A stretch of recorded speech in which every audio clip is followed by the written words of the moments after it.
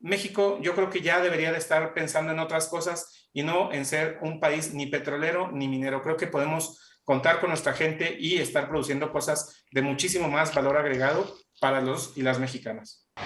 La entrevista con Pedro Ferriz de Con. Central FM. Equilibrio. Regresamos aquí a Central FM Equilibrio. Gracias por continuar con nosotros el día de hoy y en este espacio. Y tengo en la línea telefónica a Jesús Carrillo. Él es director de Economía Sostenible del Instituto Mexicano para la Competitividad, el IMCO, para hablar con él sobre temas interesantes. Jesús, ¿cómo estás? Muy buenos días. Hola Pedro, muy buenos días. Un gusto en saludarte a ti y a tu auditorio. Igualmente, con el gusto de saludarte nuevamente, Jesús. Pues bueno, ya no me gustaría llamar a la expropiación del litio, porque pues, la verdad que todo este asunto de la ley minera pues acabó siendo una farsa total y un engaño, en el que muchos mexicanos caen con la idea de olvidarse del artículo 27 constitucional sobre la propiedad de los bienes minerales de la nación. Pero bueno, todo lo que vemos ahora en esta expropiación del litio pues contradice algunos artículos del Tratado México, Estados Unidos y Canadá. Y te pido, por favor, Jesús, que nos expliques en dónde están las fallas de esta ley minera y en dónde vendrán seguramente los amparos, las denuncias, los amparos internacionales y los litigios. Bueno, pues es que sí es muy importante esto que acabas de decir, que digamos todavía no ocurre ninguna expropiación en el sentido estricto y es importante caer en cuenta que de hecho la ley minera como quedó después de la reforma no dice exactamente qué va a pasar con las concesiones, si se van a expropiar, si simplemente se cancelan, si siguen adelante y ya no se pueden dar otras nuevas. En fin, esto es algo muy importante y de hecho, pues por eso todavía no sabemos exactamente qué va a suceder, es una incertidumbre jurídica. Con respecto a lo que mencionabas del Tratado de Libre Comercio con América del Norte, del TEMEC, pues lo importante aquí es entender que hay muchas actividades que se reservan en los anexos del tratado. Por ejemplo, México tiene reservado que no haya pilotos ni capitanes de embarcaciones en, digamos, embarcaciones que sean de bandera mexicana. Es un ejemplo. Por ejemplo, los Estados Unidos tienen reservada la actividad de la manufactura de los uniformes del ejército norteamericano. Entonces, los estados parte se pueden, digamos, reservar diferentes actividades y México no se reservó la exploración, ni la explotación, ni tampoco el aprovechamiento del litio. Entonces, en ese sentido, pues al no estar incluido en estas reservas, pues entonces sí está incluido como materia del tratado y por lo tanto estamos contraviniendo lo que se establece por el lado de los anexos, porque no hay una reserva, y pues en definitiva por el capítulo 14, que es de inversión, y el capítulo 22, que es el de las empresas del Estado, los monopolios que están reservados a los estados. Y bueno, todo esto, ¿cómo podrá repercutir legalmente a nivel internacional? Hablemos en específico del tratado con Estados Unidos y si esto, con Estados Unidos y Canadá, y si esto podrá tener alguna repercusión sobre la aplicación del propio tratado. Mira, aquí lo importante es que los otros estados parte y sobre todo las empresas interesadas, en particular hay muchas empresas canadienses que están en nuestro territorio haciendo actividades de minería, pues podrían recurrir a los mecanismos que están establecidos en el mismo tratado, los paneles de controversia, que estos pues irán a revisar si efectivamente se violan estas disposiciones del tratado, en cuyo caso pues nosotros podríamos estar entonces recibiendo sanciones económicas, represalias por parte de los estados a los que estemos afectando en particular. Insisto, sería sobre todo Canadá en temas de la actividad minera. Yo diría, de todos modos, que más allá de esto, a mí me parece muy importante recalcar que la afectación se da también por el lado de la incertidumbre jurídica para las inversiones. Esto es muy problemático porque finalmente lo que hace es desincentivar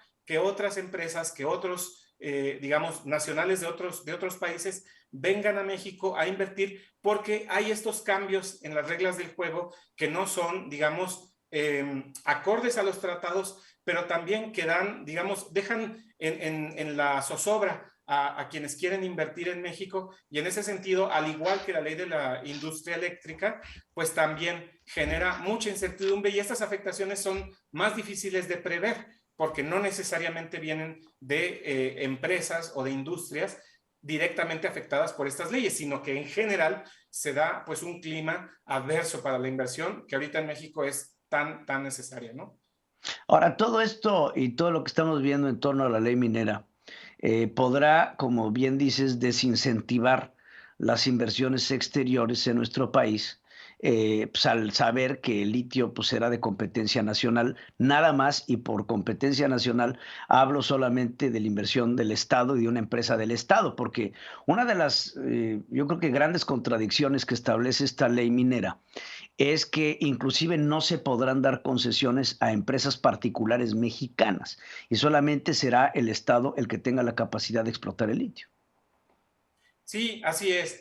Digamos, en eso, por eso vuelvo al inicio cuando tú decías que esto no se trata de una expropiación. Efectivamente, esto en todo caso es una estatización del sector, y lo que estaríamos viendo es que solamente el gobierno, a través de sus organismos, de este organismo que se estará creando para explorar y explotar el litio. Más aún, la misma ley minera, en la reforma que se hizo, establece que todas las cadenas de valor del litio estarían reservadas para el Estado mexicano, lo cual nos pone en todavía otro grado de incertidumbre, porque ¿qué es exactamente el alcance que tienen estas cadenas de valor? Es decir, si nosotros, por ejemplo, llegamos, porque ahorita no producimos nada de litio, pero si llegamos a producir litio y lo aprovechamos y, vamos a decir, desarrollamos baterías, la instalación de las baterías en coches eléctricos o en otros dispositivos también pertenece a estas cadenas de valor, o ahí no.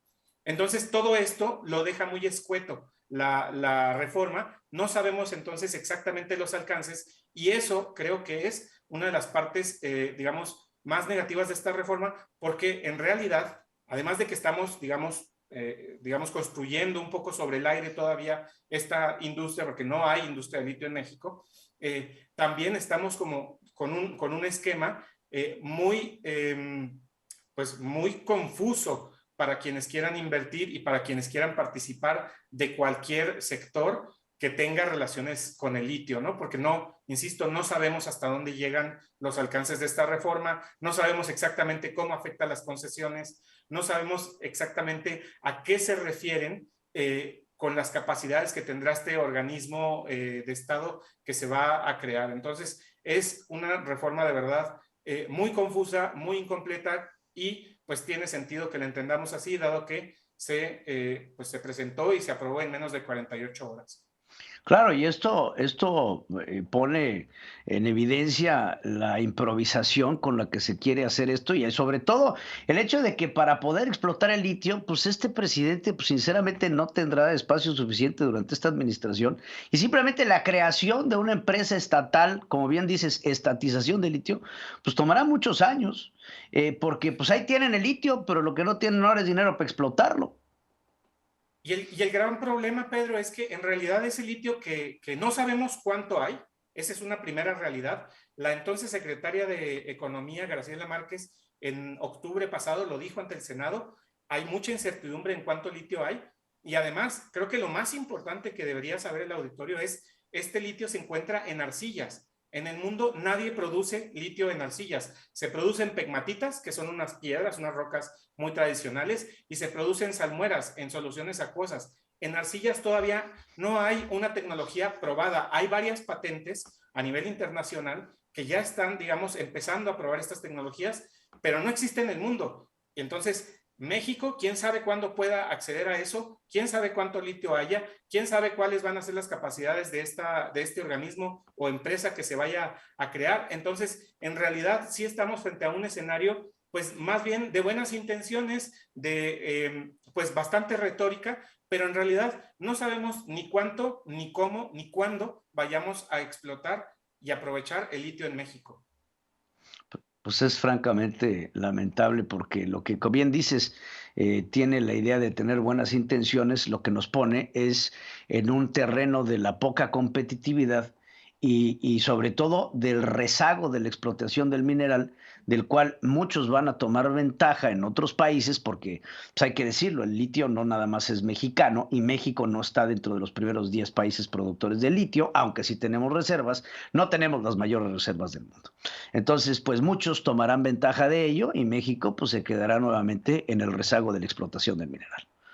Así es, nosotros no tenemos grandes reservas todavía, no están probadas, etcétera, pero tampoco tenemos nada de producción. México no produce nada de litio.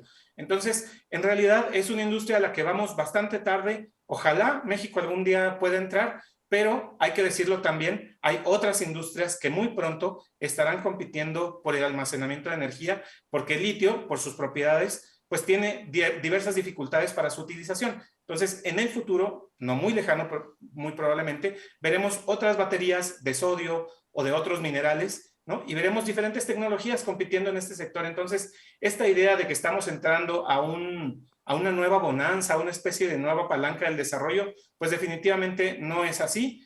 México, yo creo que ya debería de estar pensando en otras cosas y no en ser un país ni petrolero ni minero. Creo que podemos contar con nuestra gente y estar produciendo cosas de muchísimo más valor agregado para los y las mexicanas. Definitivamente, pues te agradezco muchísimo por esta participación y por aclararnos estas cosas. Muchas gracias por estar aquí con nosotros, Jesús. Jesús Carrillo, director de Economía Sostenible del Instituto Mexicano para la Competitividad. Gracias por estar con nosotros. Muchísimas gracias, Pedro. Hasta pronto. Sigue escuchando a Pedro Ferriz de Con. Central FM.